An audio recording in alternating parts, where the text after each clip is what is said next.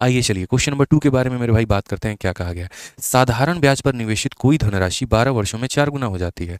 कोई पैसा मैंने निवेश किया है और ये पैसा मेरे भाई 12 वर्षों में, ये 12 सालों में अपने आप का कितना हो जाती है? तो बोलोगे ये पैसा 12 सालों में अपने आप का मेरे भाई 4 गुना हो जाती है, 4p हो जाती है। तो समान दर पर यह राशि कितने वर्षों में स्वयं का 10 गुना हो जाएगी? समान वर्ष में, ये देखो यही पैसा कितने सालों में अपने आप का 10 गुना हो जाएगा। कुछ इस प्रकार का सवाल समझ गए मेरी बातों को लेकर। जैसे क्या रहता है, 2 वैरायटी के क्वेश्चन बनते हैं। समय दिया गया होता है तो कितना गुना हो जाएगा ये पूछता है, या फिर कितना गुना अगर दिया गया तो समय मेरे भाई पूछता है हमेशा। या तो कभी टाइम पूछेगा या फिर वो अपने आप का कितना गुना हो गई हमसे ये पूछेगा। अब इसमें देखोगे तो ये 4 गुना हुई है 12 साल में, 10 गुना होगी कितने साल में? तो ये बहुत आसान है आप लोगों के लिए, बड़े प्यार से आप इसे टैकल कर सकते हैं। आप लोग बोलेंगे सर क्या सवाल है, कुछ भी तो नहीं है। 4 में से आप 1 घटा दीजिए सर, कितना हो जाएगा? 3p हो जाएगा सर। और 10 में से 1 घटा दीजिए, कितना हो जाएगा सर? 9p हो जाएगा। अगर आप देखोगे तो ये 3 का सर 3 गुना है, ये 3 का 3 गुना है, तो ऊपर में 12 का 3 गुना कितना हो जाएगा? 36 हो जाएगा। बस बात खत्म। आप ऐसे रिलेट कर लो सर, क्या परेशानी है, क्या दिक्कत है? नीचे वाला देखो, नीचे वाला का 3 गुना तो ऊपर वाला का भी क्या करना है? 3 गुना, यानी आंसर कितना आएगा? 36 साल। तुरंत ऑप्शन नंबर डी आंसर देंगे। हर एक बच्चे को कमेंट बॉक्स में आंसर देना है। कोई भी ऐसा स्टूडेंट मुझे नहीं चाहिए जो आंसर ना दे रहा हो। बहुत दिल से सिखा रहा हूँ, तो मेरे भाई यहाँ पर दिल से सभी आंसर दीजिए। ठीक है, चलिए इसका आंसर बताइए आप लोग कितना होगा। क्वेश्चन नंबर 3 हमारा क्या कहा गया है? ठीक है, क्वेश्चन नंबर 3 क्या कहा गया? प्रति वर्ष साधारण ब्याज की एक निश्चित दर से एक राशि 8 वर्षों में दोगुना हो जाती है। वह अवधि ज्ञात कीजिए जब यह साधारण ब्याज की दर पे 4 वर्षों में मेरे भाई कितना गुना हो, 4 गुना हो जाएगी। A sum at a simple interest become 2 time itself in 8 year. ये पैसा अपने आप का 2 गुना कितने सालों में हो जाएगा? तो अपने आप का 2 गुना मेरे भाई 8 सालों में हो जाएगा। कितने सालों में हो जाएगा? तो 8 सालों में हो जाएगा। तो कहा गया यहाँ पर द टाइम एट विच या the time in which the same sum become 4 time of itself. यही पैसा अपने आप का, यही पैसा अपने आप का 4 गुना कितने सालों में हो जाएगा? ठीक है, यही पैसा अपने आप का जो है वो 4 गुना मेरे भाई कितने सालों में? Time in which same sum will equal 4 time. ठीक है, अब देखो यार कितना प्यारा सा सवाल है, ये बताओ।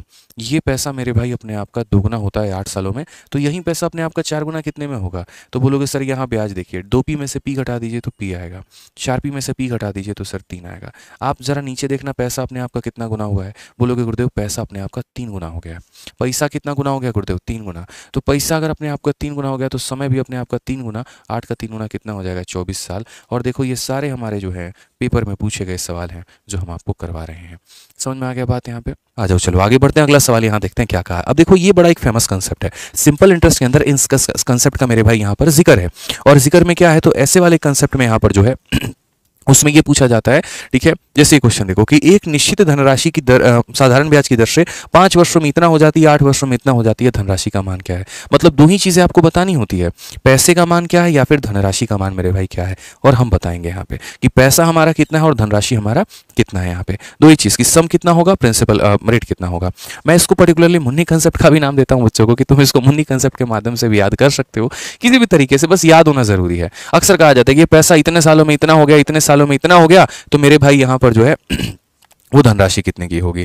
ठीक है, तो आप यहाँ पर समझते चलिए। तो हम कैसे बोलेंगे? तो बोलेंगे सर देखो यहाँ पर प्रिंसिपल हो गया, कितना हो गया सर? प्रिंसिपल हो गया। तो एक निश्चित धनराशि साधारण ब्याज की दर से 5 वर्षों में इतना और 8 वर्षों में इतना हो जाती है। ये पैसा साधारण ब्याज की दर से, ये पैसा साधारण ब्याज की दर से 5 सालों में कितना हो जाएगा मेरे भाई? 5 सालों में 1050 हो गई है। ठीक है, और यही पैसा मेरे भाई यहाँ पर साधारण ब्याज से 8 सालों में कितना हो गई है? तो 8 सालों में बोलोगे सर 1230 हो गई है। 8 सालों में कितनी हो गई है? तो 1230 हो गई है। वो धनराशि हमारी क्या है, वो पैसा हमारा क्या है। ठीक है, अब देखो मैंने सबसे पहला कंसेप्ट आपको क्या बताया था, यही कि साधारण ब्याज जो रहता है वो हर साल सेम रहता है। हर साल जो साधारण ब्याज होता है वो सेम होता है, वो कभी नहीं बदलता। क्या कभी हुआ ऐसा कि साधारण ब्याज अलग अलग हो? बिल्कुल भी नहीं मेरे भाई, वो हर साल सेम रहता है। तो हर साल सेम रहता है तो हमें यहाँ पर ये गैप देखना है। क्या देखना है मेरे भाई? तो यहाँ पर हमें ये गैप देखना है। अगर हम ये गैप देखेंगे तो हम दोस्तों यहाँ पर क्या बोलेंगे? बोलेंगे सर ये 5 सालों में हुआ और ये 8 सालों में हुआ है, तो ये गैप जो है हमारा यहाँ कितना है? तो ये गैप हमारा 3 सालों में हुआ है। और 3 सालों में हमने कितना कमा लिया? तो 3 सालों में अगर हम बात करते हैं यहाँ पर तो 180 कमा लिया। 3 सालों में कितना कमा लिया? तो 180 रुपए। आप इसमें से इसको माइनस करिए, पता चल जाएगा 3 सालों की कमाई कितनी है? 180 रुपए।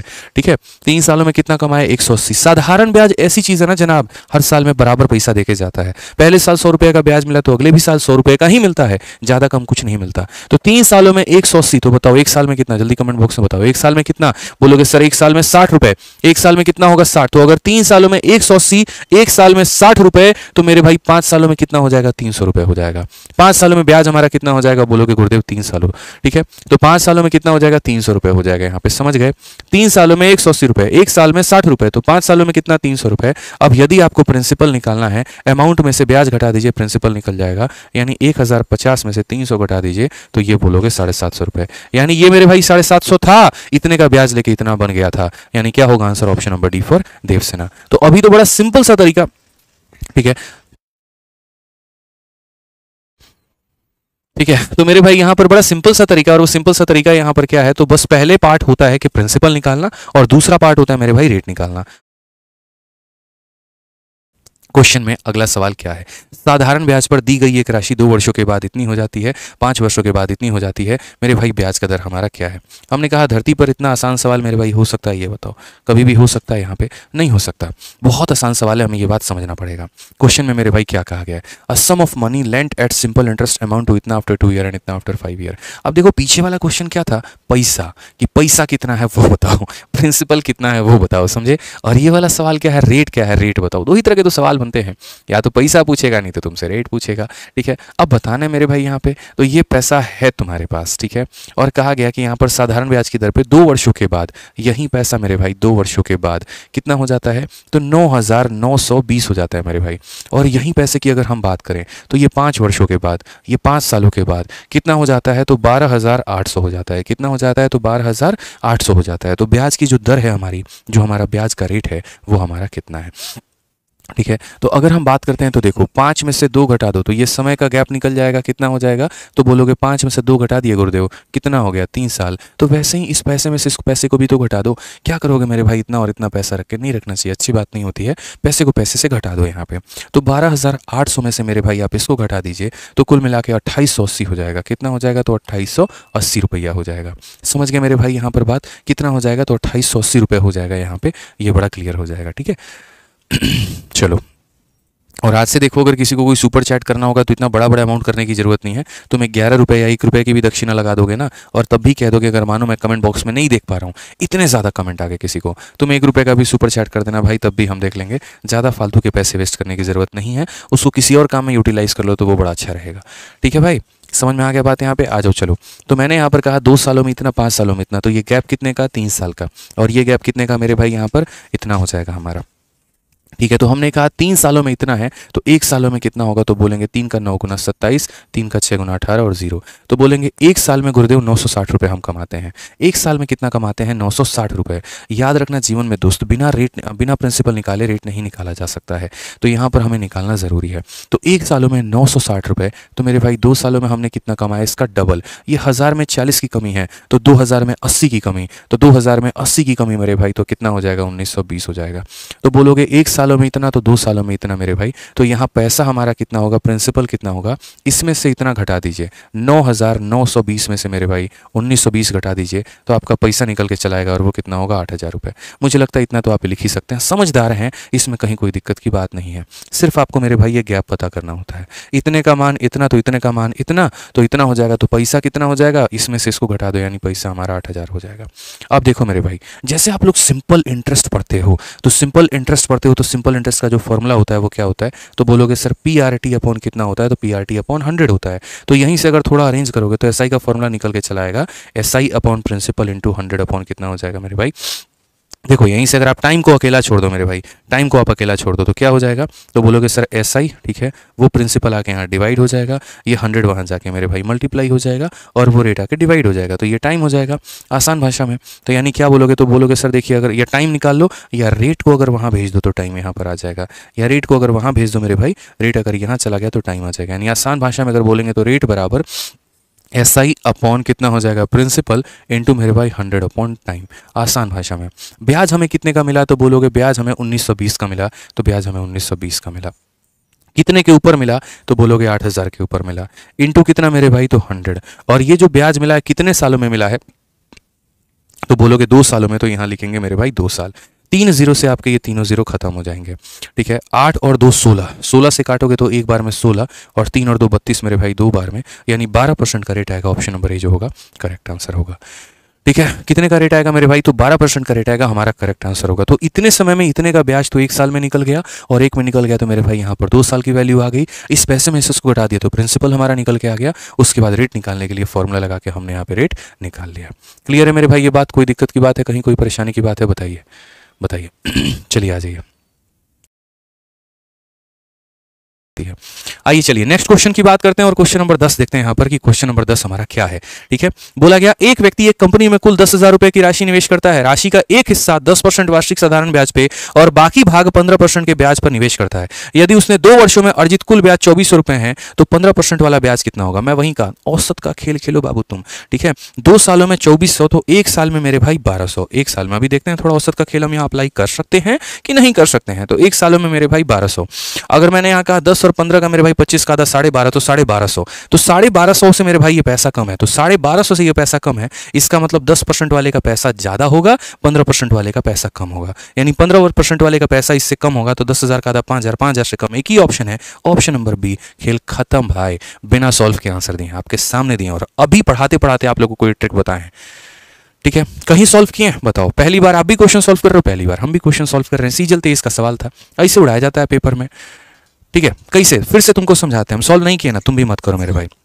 देखो यहां पर मैंने क्या किया, मैंने ये किया कि एक बैंक आया 10% वाला, एक बैंक आया 15 वाला, इनका औसत कितना होगा?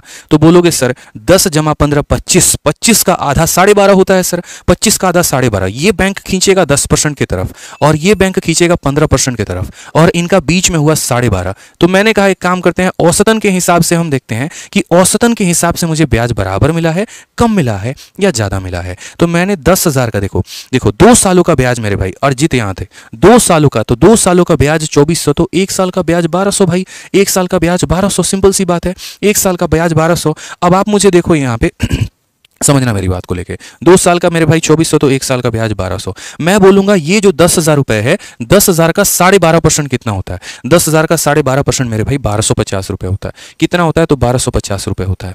अब मैं ये देखूंगा, अगर 1250 रुपए से ज्यादा ब्याज मिले तो ये वाला पैसा ज्यादा है, अगर 1250 से कम ब्याज मिले तो ये वाला पैसा ज्यादा है। मैं वही बात आपको समझाने की कोशिश कर रहा हूं। इन दो दरों का औसत देखिए, तो इन दो दरों का औसत 12.5% है। इस संख्या का 12.5%, इस संख्या का 12.5% 1250 होना चाहिए था, इस संख्या का 12.5% 1250 होना चाहिए था मेरे भाई।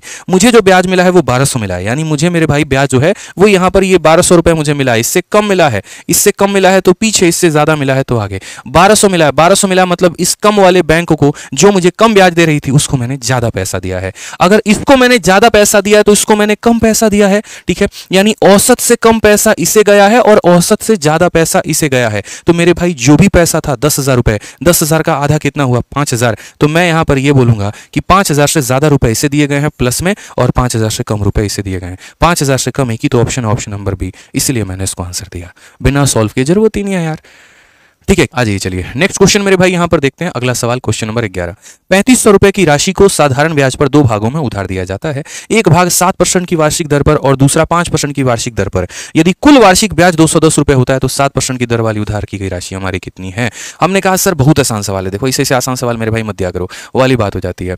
ठीक है, कि इतना is lent out at simple interest in 2 part, one at 7% and another at annual rate of 5%। Same कहानी, थोड़ा औसत वाला लगाएं, थोड़ा देखते हैं ना कुछ मिलेगा कि नहीं मिलेगा, देखते हैं। देखो यार बेसिक सिखा दिया तुम्हें, एलिगेशन तुम्हें सिखा दिया, अब एक ये वाला पार्ट सीख लो, मजा आ रहा है बस इसमें। तो एक पार्ट मेरे भाई 5% पे दिए हैं और दूसरा हम यहाँ 7% पे दिए हैं। इन रेट का औसत निकालो, 7 और 5 12, 12 का आधा कितना होना चाहिए? तो 6% होना चाहिए। कितना होना चाहिए? 6%। ये 3500 है, 3500 का 6% कितना होगा? 6 × 18 6 × 25 30, यानी 210 रुपए। कितना होगा मेरे भाई? 210 रुपए। ये पैसा है और इसका 6% 210 रुपए होना चाहिए। अब मैं ये देखूंगा कि मुझे जो ब्याज है वो ज्यादा मिला है, कम मिला है। अगर ब्याज ज्यादा मिला है तो इसका वेटेज ज्यादा, इसका दबदबा दबदबा ज़्यादा है, और अगर ब्याज कम मिला है तो इसका वेटेज ज़्यादा, इसका दबदबा ज़्यादा है। इस बैंक में ज़्यादा पैसा रखा गया, इसी वजह से यहाँ पर इसके कारण ब्याज जो आया वो कम आया। अगर वही पैसा इसमें रखा गया होता तो ब्याज ज़्यादा आता। अब हम देखते हैं हमें ब्याज कितने का मिला। तो मेरे भाई हमें जो ब्याज मिला है वो 210 रुपये ही ब्याज मिला। अब कमाल की बात हो गई यार। अगर एग्जैक्ट इसके बराबर मिला है, इसका मतलब ये पैसा और ये पैसा सेम है।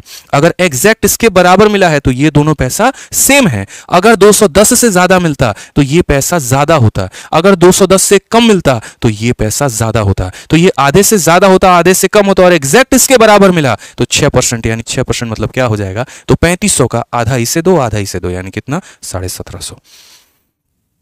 थोड़ा सा मेरे भाई यूनिक कंसेप्ट एकदम, कि देखो 6% के बराबर आया। 6% के बराबर मतलब एकदम बीच में, तराजू एकदम बैलेंस है। बैलेंस है मतलब जितना वजन इधर है उतना ही वजन इधर है, यानी जितना पैसा इधर दिया उतना ही पैसा इतना दिया है, यानी दोनों को आधा आधा पैसा दिया है। तो यहां पर 3500 का आधा 1750 और 1750, खेल खत्म मेरे भैया। बाकी आप लोग अपना एक्सपीरियंस कमेंट बॉक्स में जरूर बताना कि आज की वीडियो कैसी लगी आप लोगों को। और जो आज का प्रिंटेबल पीडीएफ और पिछली क्लास का प्रिंटेबल पीडीएफ है वो दोनों हम टेलीग्राम पर जरूर शेयर कर देंगे, तो आप मेरे भाई देख लीजिएगा यहाँ से, ठीक है। उसके अलावा अगर हम बता दें, यदि कोई बच्चा, कोई प्राणी, कोई बालक यहाँ पर किसी भी भारत में कॉम्पिटिटिव एग्जाम की तैयारी करता है और वह खुद से तैयारी कर सकता है, कहने का मतलब मेरे भाई जो है अपने हिसाब से डेली का 2 वीडियो, 3 वीडियो, 4 वीडियो, या जैसे जिस तरीके से करके अपना कोर्स कवर करना चाहता है, तो वो हमारा मैथ्स का रिकॉर्डेड बैच ले सकता है।